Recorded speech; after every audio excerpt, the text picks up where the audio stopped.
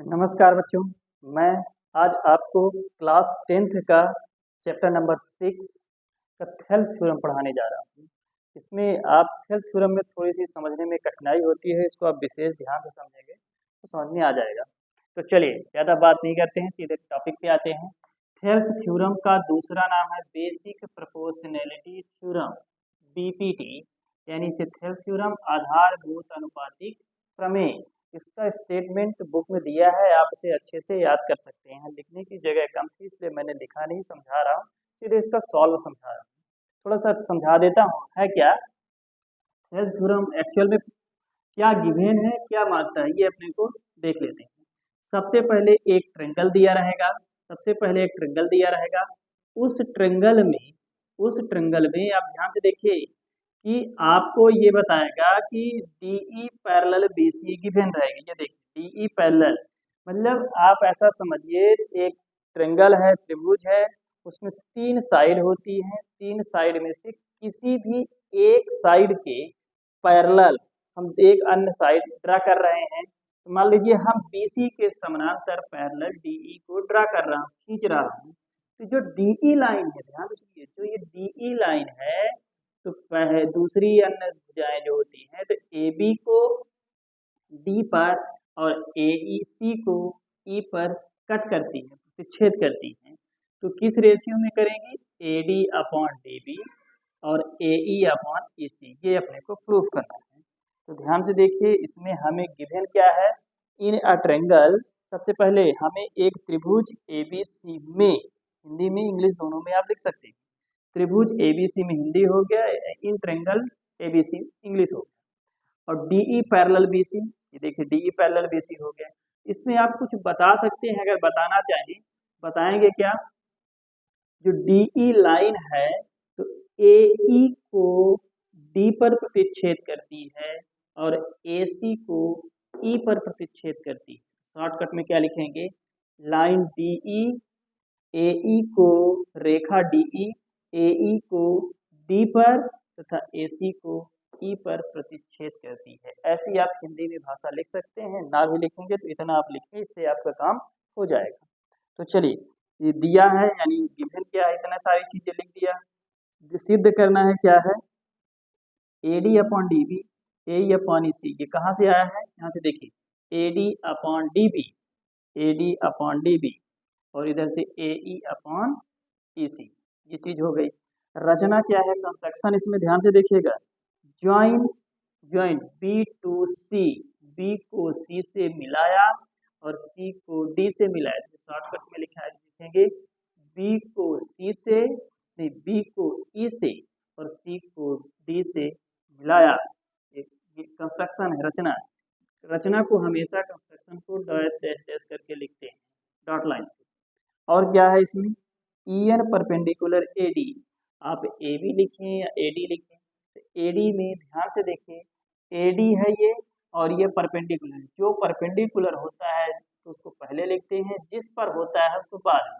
तो EN perpendicular है AD पे, ये देखिए EN परपेंडिकुलर है AD पे, लिख दिया। दूसरे को देखते हैं, AE, ध्यान से देखिए, AE पे DM परपेंडिकुलर है, ये DM आपका दिख रहा है। DM किस पे परपेंडिकुलर है? AE पे, तो DM परपेंडिकुलर है AE। तो यहाँ देखिए DM परपेंडिकुलर है AE, इसे लिख सकते हैं ड्रा, ये ड्रा लिखा है DRAW, draw EN perpendicular AD and DM perpendicular AE, खींचा, हिंदी में खींचा। तो इतनी आपको समझ में आ गई। तो सबसे पहले आप डायग्राम बनाएंगे, फिर उसके बाद गिवन लिखेंगे, फिर टू प्रूफ लिखेंगे, फिर कंस्ट्रक्शन लिखेंगे, प्रूफ। अब प्रूफ देंगे। प्रूफ ये हमसे पूछा गया है, मांगा है। टू प्रूफ में हमें जो मांगा जाता है उसको दिया जाता है, और जो हम दिखाते हैं कि मैं प्रूफ कर रहा हूँ, PROOF, प्रूफ यानी उत्पत्ति। तो सबसे पहले हमें एक फार्मूला पता है, त्रिभुज ABC का, किसी त्रिभुज का क्षेत्रफल, यानी ये राइट एंगल ट्रायंगल है, तो इसका क्या होगा? 1/2 बेस इंटू हाइट, आधार गुणे ऊंचाई। तो आप हिंदी में P इंटू H लिख सकते हैं, अपॉन 2 कर दीजिए, अपॉन 2 कर दीजिए। तो ये एरिया ऑफ ट्रायंगल यानी त्रिभुज का क्षेत्रफल बराबर 1/2 आधार गुणे ऊंचाई। तो ये आपका हो गया, सारी चीजें आपका आधा पार्ट क्वेश्चन का हो चुका है। अब नेक्स्ट प्रूफ में चलते हैं, उत्पत्ति। तो ये ट्रिंगल की एरिया हो गई। अब ध्यान से समझिएगा यहाँ पे, अब हमें एक ट्रिंगल ऊपर का लेना है और दूसरा ट्रिंगल, ये ध्यान से देखिएगा, ये ट्रिंगल बी से शुरू करते हुए चलते जाइए, बी से शुरू करते हुए डी तक पहुंचिए, डी से फिर लौटते हुए ई तक जाइए, ई से लौटते हुए फिर हमें फिर से बी तक पहुंचना है। इस ट्रिंगल का नाम हो जाएगा बी डी ई। देखिए बी डी ई, फिर से लौट के आना पड़ता है लेकिन बोलते नहीं है। बी डी ई, हमें एक ट्रिंगल ये मिल रहा है ना, इस ट्रिंगल, और एक ऊपर ट्रिंगल है, क्या नाम है, ए डी ई। ये फिर से लौट के यहाँ पहुंच गए, जहां से शुरू होते हैं वहीं फिर से पहुंचना है, ए डी ई। तो ये हो गया आपका ट्रिंगल। पहला ट्रिंगल का नाम क्या है, ए डी ई। देखिए ट्रिंगल ए डी ई लिखा है ना। फिर दूसरा इधर देखिए b d e, b d e लिखा है अपॉन में। इन दोनों ट्रिंगलों को हम रेशियो में लिखे हैं अपॉन में, और इनकी एरिया लिख लेते हैं। तो क्या ये ए आर का मतलब होता है एरिया, ए आर का मतलब होता है एरिया, हिंदी इंग्लिश दोनों में लिख सकते हैं। ये लिखा है त्रिभुज एडीई का क्षेत्रफल, इंग्लिश में लिखा है area of triangle ADE, area of triangle ADE, त्रिभुज एडीई का क्षेत्रफल। आप हिंदी इंग्लिश दोनों में ऐसा टॉपिक लिख सकते हैं। तो A R ADE, A R BDE equal होगा 1/2। अब ध्यान से देखिए बेस क्या है यहाँ पे, इस त्रिभुज में ये परपेंडिकुलर जिस पे है एडी बेस है। ध्यान से देखिए ये एडी बेस है और ये आपका एडी बेस है, और ये मार्कर ढक्कन जो है आपका जाके परपेंडिकुलर है, हाइट है। तो ये एडी अपॉन ई एन हो जाएगा। क्या हो जाएगा, एन ई या ई एन, कुछ भी लिख सकते हैं। तो ये हो जाएगा एडी अपॉन ई एन, और 1/2 इसमें क्या होगा, ध्यान से देखिए। अब इसके लिए क्या होता है, यहाँ थोड़ा सा मैं डायग्राम आपको समझा रहा हूँ, समझिए। मान लीजिए एक ट्रिंगल है, ठीक है, दिख रहा है कि नहीं, अब ध्यान से थोड़ा समझिए। इसमें अगर मैं परपेंडिकुलर ड्रा करता हूँ तो इसका फार्मूला होगा 1/2, बेस आपका ये हो जाएगा और हाइट आपकी ये हो जाएगी, बेस इंटू हाइट। तो ये आपका ट्रिंगल ऐसा आ गया।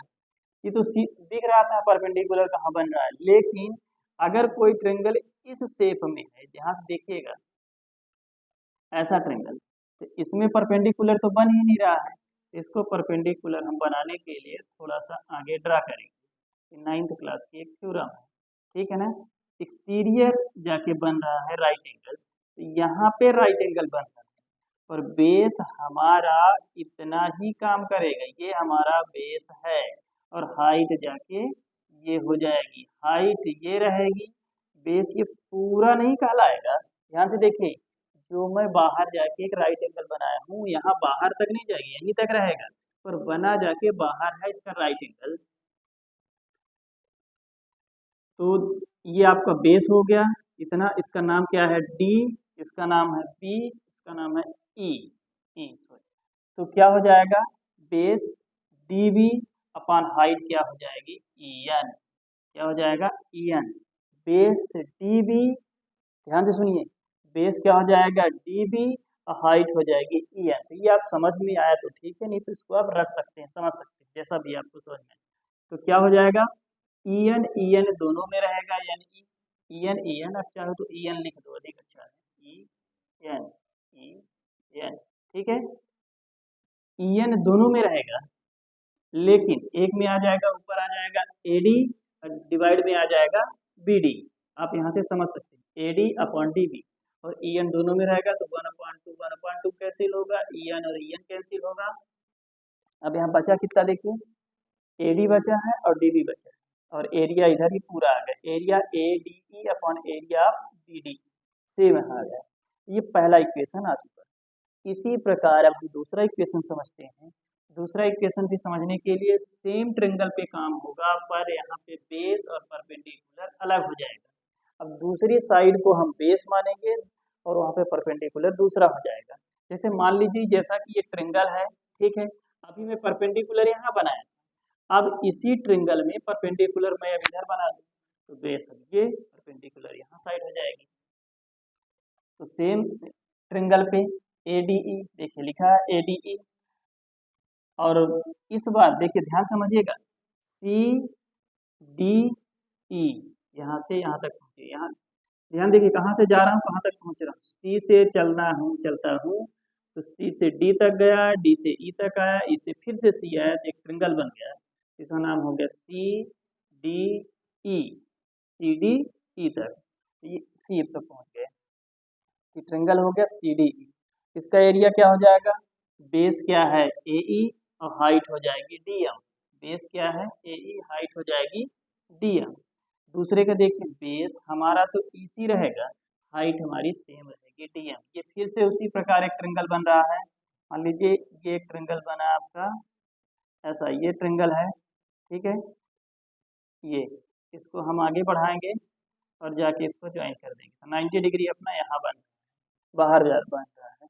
ये हो जाएगा E, ये है D और ये C, इसका हो जाएगा EC। बेस क्या हो जाएगा M, DM परपेंडिकुलर इस पे हो जाएगा EC पे, पूरा नहीं जाएगा, या आप CM लिख दीजिए, नहीं EC ही रहेगा।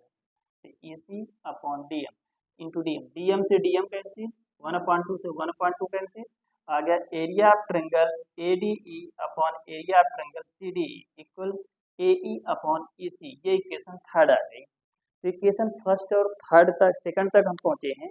अब फर्स्ट का लेफ्ट साइड हमें इक्वल कर देना है, तो राइट साइड ऑलरेडी इक्वल हो जाएगा, क्योंकि राइट साइड में हमें इसी को प्रूव करना है। तो ध्यान से देखिए, लेफ्ट साइड देखते हैं, area of ADE, area of ADE और एरिया ऑफ ADE दोनों में सेम है। ये ट्रायंगल आपको सेम दिख रहा है, बट दिक्कत है आपको BDE और CDE में। BDE और CDE में इस ट्रायंगल इस त्रिभुज में, मैं आपको ट्रायंगल में समझाता हूँ, इन दोनों ट्रायंगलों की एरिया सेम है। इन दोनों ट्रायंगलों की एरिया देखिए ध्यान से कैसे, BDE, BDE और CDE, BDE और CDE दो ट्रायंगल हैं, दो ट्रायंगल।